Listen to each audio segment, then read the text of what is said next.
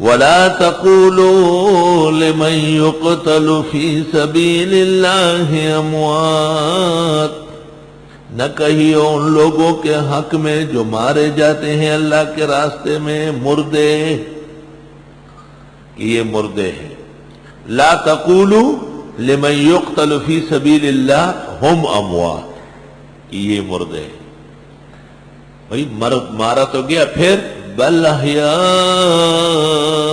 بلکہ وہ زندے ہیں، ولکن لا تشعرون، لیکن تم نہیں جانتے۔ جب تم جانتے نہیں تو حیات و ممات کے سٹیج کیوں سجاتے ہو؟ حیاتی ایسی حیات کے قائل ہو گئے کہ احمد رضا خان کو بھی شرم آ جائے، بس یہی جسم ہے، یہی بدن ہے اور سب کچھ ہے، وہ تجھے شرم نہیں آتی غلط باتیں کرتے ہوئے؟ اور مماتیان ہاتیان، وہ کہتے ہیں کہ بس ایک دفعہ موت پر جو سلسلہ منقطع ہوا قیامت سے پہلے قائم نہیں ہوگا۔ وَهَؤُلَاءِ كُفَّارٌ بِإِجْمَاعِ الْمُسْلِمِينَ، فتاوی ابن تیمیہ جلد 4 صفحہ 187۔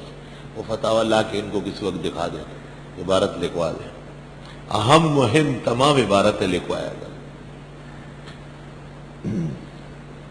ہم کون لوگ ہیں؟ وَكَذَلِكَ جَعَلْنَاكُمْ أُمَّةً وَسَطًا، ہم بہت اعتدال والے لوگ ہیں، دنیا کے اعتبار سے مر چکے ہیں اور آخرت کے اعتبار سے ہمیشہ کی زندگی پائی۔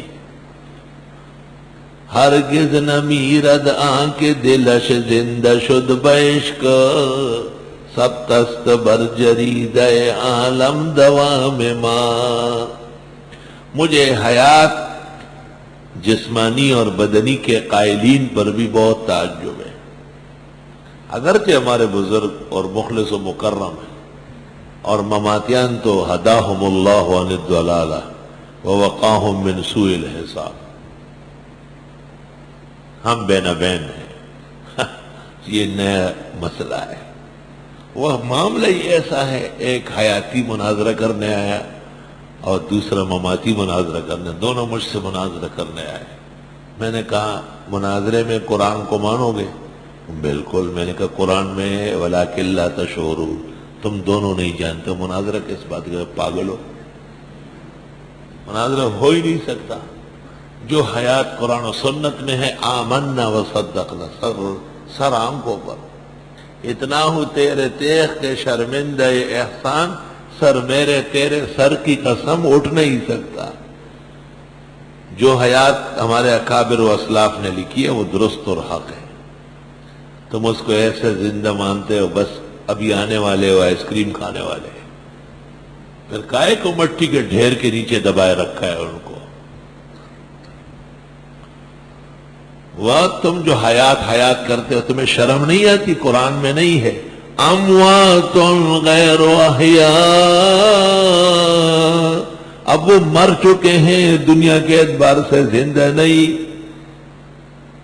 اموات غیر احیاء وما یشعرون ایان یبعثون، ایک آیت میں ہے زندے ہیں، مردہ مت کہو، دوسری آیت میں ہے مردے ہیں، زندے نہیں۔